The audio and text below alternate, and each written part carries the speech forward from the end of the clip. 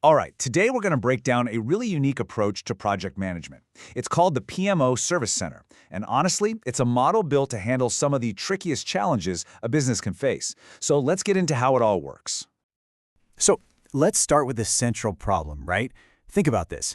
How can your teams possibly innovate or get better when all the information they need is locked down, when it's stuck in these secure, separate silos? And look, this isn't just some minor inconvenience. It's a massive wall blocking any real progress. We're talking about those highly regulated industries. You know, the ones with super strict controls where communication is intentionally broken up into little boxes. In that kind of environment, trying to standardize anything, or even just sharing a simple, hey, this worked for us, becomes, well, almost impossible. Okay, so to tackle exactly this problem, a whole new model was created, and that is the PMO Service Center. It's a totally fresh take on what a project management office, or a PMO, can and probably should be. The whole thing is built on this idea called project management as a service. You might see it as PMaaS. And the concept, it's actually pretty simple, but it's incredibly powerful. You have this expert team that just takes over. They manage a client's projects completely, handling the whole shebang from start to finish. And you can imagine, this has a huge benefit for the client, right? Instead of having to pull their own people away from their day jobs or tying up all their internal resources, they get to just focus on what they do best. They can run their core business while this dedicated team handles all the project stuff. But how does this really work on the ground? What's the secret sauce? Well, the real engine behind this entire model is something called the work group. So let's pop the hood and see what makes it run. And really, its effectiveness all boils down to just 4 key objectives. So here's what they focus on. First up, creating and actually documenting knowledge, so it doesn't just disappear. Second, they deliver operational support. Third, they handle the whole client MP interface. And fourth, they're all about standardizing and optimizing processes. You see what's happening here? By putting all these functions in one place, the workgroup systematically starts knocking down those information silos we mentioned at the start. It makes sure that valuable lessons aren't just lost to the void. Okay, so let's meet the team, the actual people involved.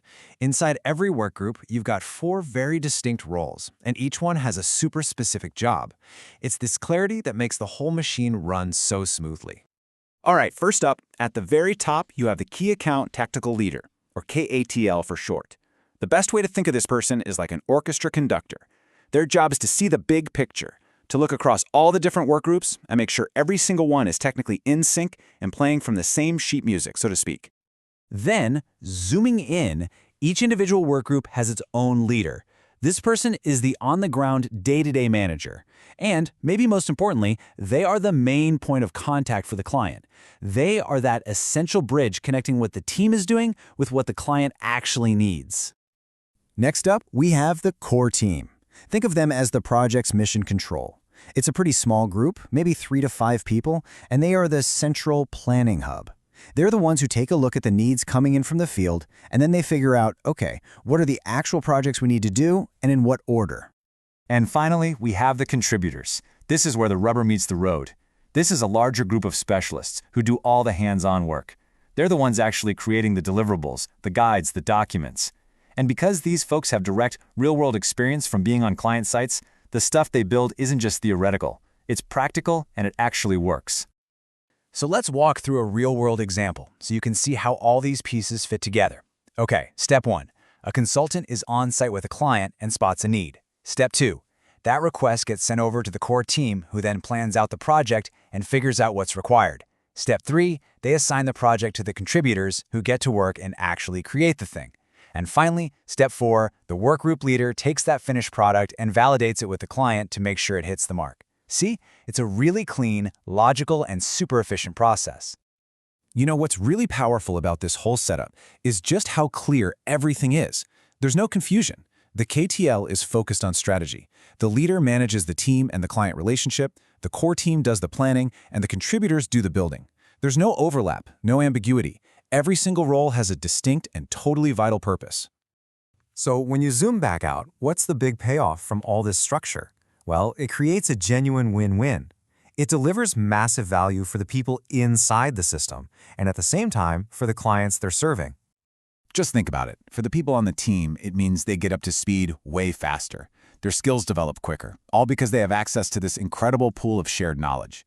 And for the client, They see lower costs, they get guaranteed quality and consistency, and maybe best of all, they get a system that actually captures all that valuable knowledge instead of just letting it walk out the door when a project ends.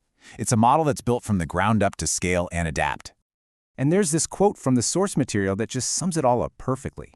It says, "This model transforms project closure from an administrative task into a strategic investment."